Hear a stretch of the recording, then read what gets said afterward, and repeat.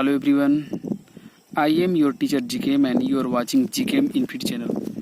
Question 12 पे विचार करते हैं, देखते हैं इसमें क्या कुछ कहा जा रहा है. ठीक है. From the top of 7 metre high building the angle of elevation of top of cable tower is 60 degree. एक 7 मीटर का जो है हाई बिल्डिंग है और इसके टॉप से एक केबल टावर के जो है टॉप को जब देखा जाता है तो एंगल ऑफ जो एलिवेशन बनता है वो 60 डिग्री बनता है and the angle of depression of its foot is 45 degree. और इस केबल टावर का फुट का जो एंगल ऑफ डिप्रेशन है इस बिल्डिंग के टॉप से कहा जा रहा है 45 डिग्री है. अब यहाँ पे जो है 60 तो मैंने बहुत आसान है मैं इसको दिखला दिया, पर अब डिप्रेशन वाला पार्ट में कैसे दिखलाएंगे.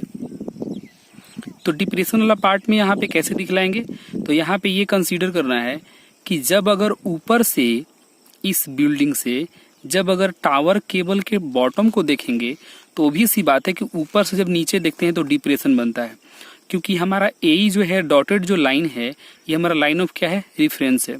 तो इस लाइन ऑफ रेफरेंस और ये हमारा क्या है, लाइन ऑफ साइट है. तो इसके बीच में जो बनता है एंगल और ऊपर से जब नीचे देखा जा रहा है तो एंगल ऑफ डिप्रेशन ही बनेगा. तो यहाँ पे बनेगा हमारा क्या, 45 डिग्री. अब बात आती है कि जब यहाँ पे 45 डिग्री बन रहा है तो हमको जो है इस बीडी के लेंथ को फाइंड आउट करने के लिए इस ट्रायंगल का जो है यहाँ का एंगल फाइंड आउट करना पड़ेगा. तो ये कैसे होगा, तो मैं बताना चाहूँगा कि ये हमारा लाइन ऑफ रेफरेंस है, ये स्ट्रेट लाइन की तरह काम कर रहा है और ये जो हमारा ग्राउंड बीडी है भी एक स्ट्रेट लाइन है.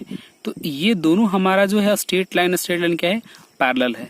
पैरेलल कैसे है, बिकॉज ये हमारा जो बिल्डिंग है वो सीडी पूरी तरह से क्या है, स्ट्रेट है, तो यहाँ 90 डिग्री बनेगा. और ये भी ये हमारा टावर है ये स्ट्रेट है तो यहाँ पर भी 90 डिग्री बनेगा. और ये बिल्डिंग जो है यहाँ पर भी क्या बनेगा, 90 डिग्री बनेगा. तो ये 90 और ये 90 हो गया. ठीक है. और क्योंकि जो ये लाइन ऑफ जो रेफरेंस है ये जो है ये परपेंडिकुलर है किसके ऊपर, इस टावर के ऊपर और इस बिल्डिंग के ऊपर भी, इसलिए यहाँ भी 90 डिग्री और यहाँ भी 90 डिग्री बनेगा. तो ऑल ओवर क्या हो गया, एक रेक्टेंगल हो गया. और पता है कि रेक्टेंगल में जो होता है जो अपोजिट जो साइड्स होते हैं वो क्या होते हैं, पैरेलल होते हैं. तो इसलिए इस केस में जो है जब AE और अगर BD पैरेलल हो जाएगा तो ये AD जो है हमारा क्या है, ट्रांसवर्सल है. तो इस केस में ये 45 डिग्री होगा. तो अल्टरनेट इंटीरियर एंगल क्या होते हैं, इक्वल होते हैं. तो ये यहाँ पे क्या हो गया, 45 डिग्री हो गया.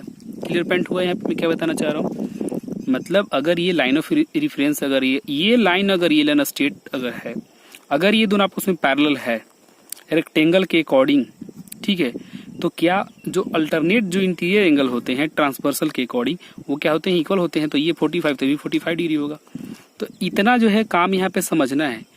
मैंने एंगल ऑफ एलिवेशन और एंगल ऑफ डिप्रेशन तो समझाया ही था, पर मैं इसमें एक बात समझना है कि आखिर ये डिप्रेशन 45 डिग्री यहाँ बन रहा है, ठीक है ना, क्योंकि मैंने बताया था कि लाइन ऑफ रेफरेंस और लाइन ऑफ साइड के अकॉर्डिंग जो के बीच में बनता है. तो अगर यहाँ 45 डिग्री है तो यहाँ तो बना, बट यहाँ कैसे बना, क्योंकि ये अल्टरनेट इंटीरियर एंगल क्या होता है, इक्वल होता है.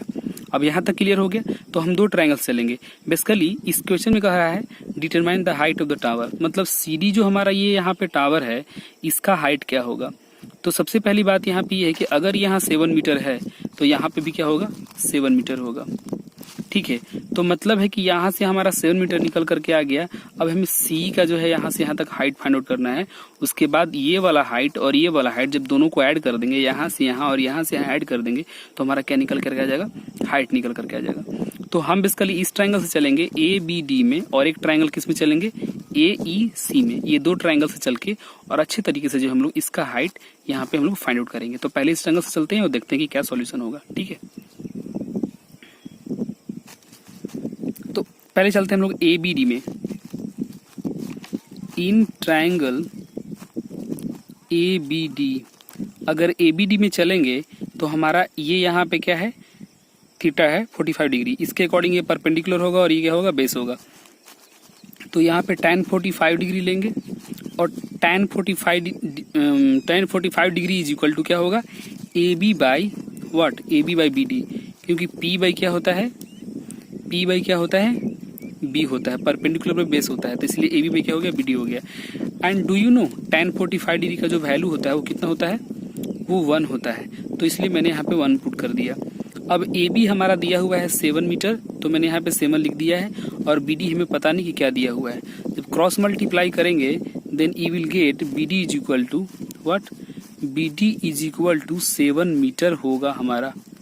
तो बी डी जो है यहाँ से जो ग्राउंड है, ये वाला जो पार्ट है हमारा निकल करके आ गया कि एक जो बिल्डिंग और एक जो टावर है ये दोनों के बीच में कितना का गैप है, 7 मीटर का।